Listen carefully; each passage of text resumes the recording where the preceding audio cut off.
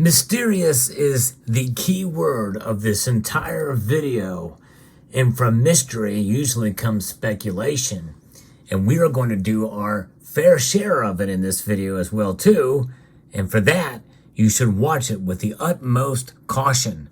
Let's explore!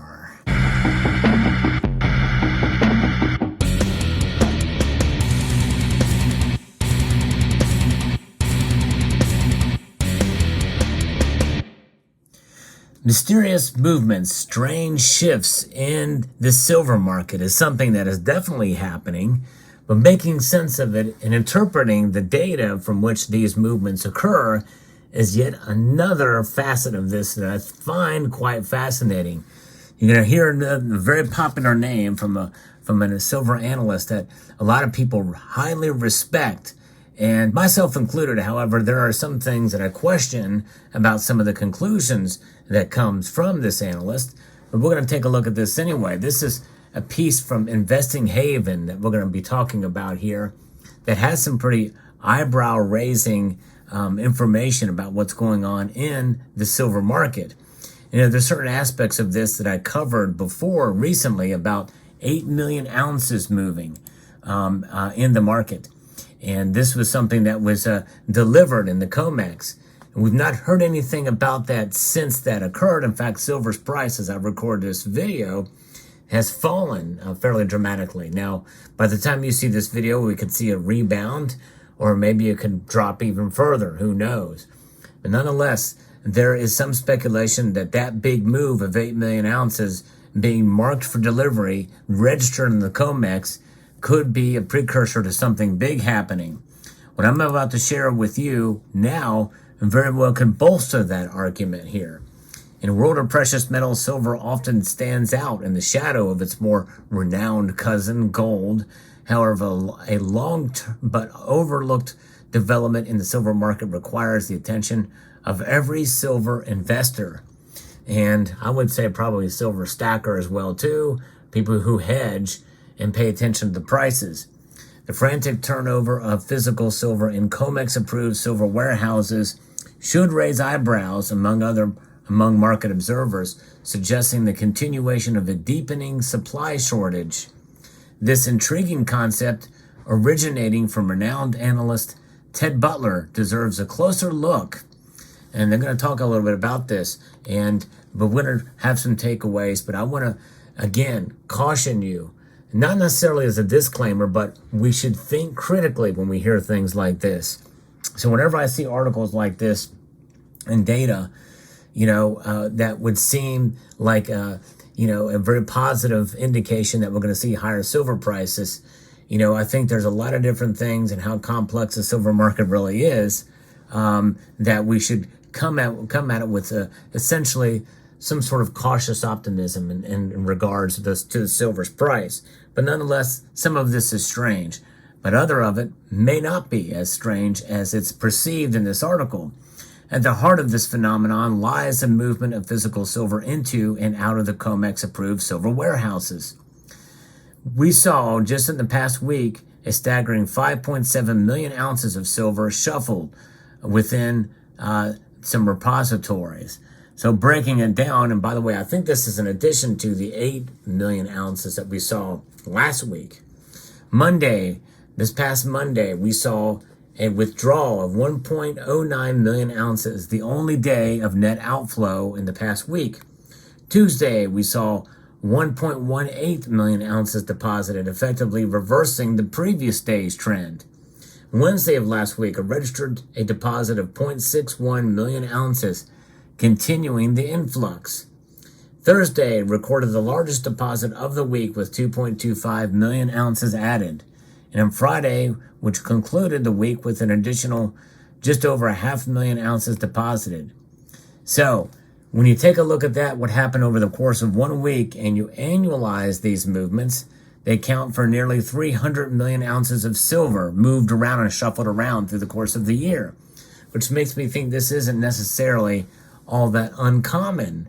But the volumes, I think, maybe are a different matter, because it's a third of the roughly 2022 global silver production, which stood at 1.03 billion ounces. So to understand the significance of it, you got to delve into the mechanics behind it. Trucks laden with silver bars make their way to these COMEX-approved warehouses to either deposit or withdraw physical silver. On the surface, this may seem like routine activity in the world of commodities trading. However, it's the volume and frequency of these transactions that have raised questions. Immediately, some of you are screaming at your screen right now, well, a lot of this stuff is done on paper. And indeed it is. Ted Butler, who the authors of this piece highly respect, points out the peculiar nature of this ongoing movement. The crucial question is why are these trucks shuttling massive quantities of physical silver in and out of warehouse at such a rapid pace? Well, apparently this kind of shuffle is unique to the silver market. This level of warehouse activity is exclusive to this market, intriguingly enough. While commodities often witness fluctuations in supply and demand, the intensity and frequency of these silver warehouse movements remains unparalleled. This unique phenomenon has left experts perplexed, as no other commodity experiences such a rapid, large-scale shuffle between warehouses.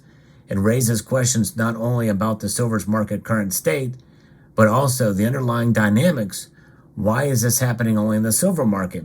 One thought to add, which originates from silver analyst Ted Butler, this frantic silver warehouse activity is ongoing since April 2011, when JP Morgan opened its COMEX silver warehouse and is alleged to have started to accumulate physical silver and gold. This is an observation by Ted, who is closely tracking all facets of the silver markets really for about 40 years. But the thing is it actually a physical movement, or is this just on paper? In other words, you have it moving from registered to deliver, or from eligible to registered. It is not necessarily a physical movement of the market. But they go on in this piece to say that we got to consider the few possibilities. Number one, increased industrial demand. Growing demand for silver in various industrial applications such as electronics and solar panels might be driving the need for more physical silver in circulation. That's very well true. Metals Focus has already said that they anticipate silver demand to be like in 2022, in fact, even more so this year. Number two is an increased investor demand, growing demand for silver across various investor segments. Well, that's not happening now. That has backed off. There's not as many people stacking silver.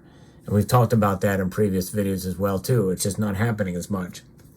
But at the current price of silver, the movement is unusual given where silver is in terms of its price. So it warrants close monitoring. The silver market is sending a subtle but intriguing signal, the article concludes. The frantic turnover of physical silver in the COMEX-approved warehouses poses questions about the state of the supply of silver. Whether it's driven by increased industrial demand or investor demand, the point is that it looks like it's becoming increasingly challenging to find physical silver. So that's the conclusion that they draw from this. However, I contend, unless I'm just ignorant, that some of these movements are only on paper. The actual physical silver, especially what we saw between Monday and Tuesday of last week's activity, a withdrawal of 1.09 million ounces, the only day of net outflows in the past week, only to see 1.18 million ounces deposited, effectively reversing the previous day's trend. You tell me that's a physical movement from one day to the next of over 1 million ounces. I highly doubt it. It seems highly unlikely. I think this is all done on paper. They just assume it's being done between repositories. But nonetheless, the CME group has the data and they sourced this. But making sense of this and what is known as the Commitment of Traders report it can lead to a lot of different interpretations. And I think there's a lot of nuance in how the data can be interpreted. And it can be interpreted to send a particular signal or message because of the complexity of these reports, in my view, anyway. But nonetheless, they talk about warehouse and depository stocks, and where you can download Excel spreadsheet of this information. Some people take it and put it in charts and put it up on Twitter, and like what I had covered with the with what was going on with an 8 million ounces. But what's going to happen with this? Will it lead to a supply shortage? And by the way, what does that really even mean, a supply shortage? Because when you think about this is talking about it as a possibility of being challenging to find physical silver. Well, look at all this silver here. I mean, it's there's no shortage. I can go and buy one of these bars. Well, not necessarily this bar, in this form anyway. But I can buy a Geiger Comex bar right now. In the next 5 minutes, I can add it to my cart, and it'll be delivered fairly soon. There may be a bottleneck in some production, but there's no shortage of silver for us stackers. But for industrial application and industrial demand, there could be a bottleneck from the time silver is mined, mostly as a byproduct of other metals, to the time it gets to the manufacturers that need it for their products. Well, that's essentially going to create a temporary shortage. And that could be part of what this trading is all about. It's setting itself up, moving between eligible and registered columns in preparation to some massive actual physical delivery, where the trucks themselves will move out. So it'll be very interesting to see how this plays out. So take it for what it is. It's a strange shift in the physical silver market. But I don't know that I necessarily would come to the same conclusion that the authors here, who essentially are gushing all over Ted Butler. Analysts get things wrong all the time, and even based off of interpreting complex data, because the layman may not have the expertise to be able to interpret in one direction or another. And keep in mind too, we've seen a lot of calls like this go out. And of course, if you think there's a shortage of silver, that's going to lead to higher prices, much higher prices down the road. And even with the Silver Institute predicting as such, a lot of things could come in and throw a monkey in the wrench, so to speak, into the or a cog in the wheel to where the silver market's going to go. I think that's probably one reason why silver's price has taken a little bit of a step back, given the dollar strength and everything else that's going on. But let me know what your thoughts are in the comment section below. How do you interpret these data?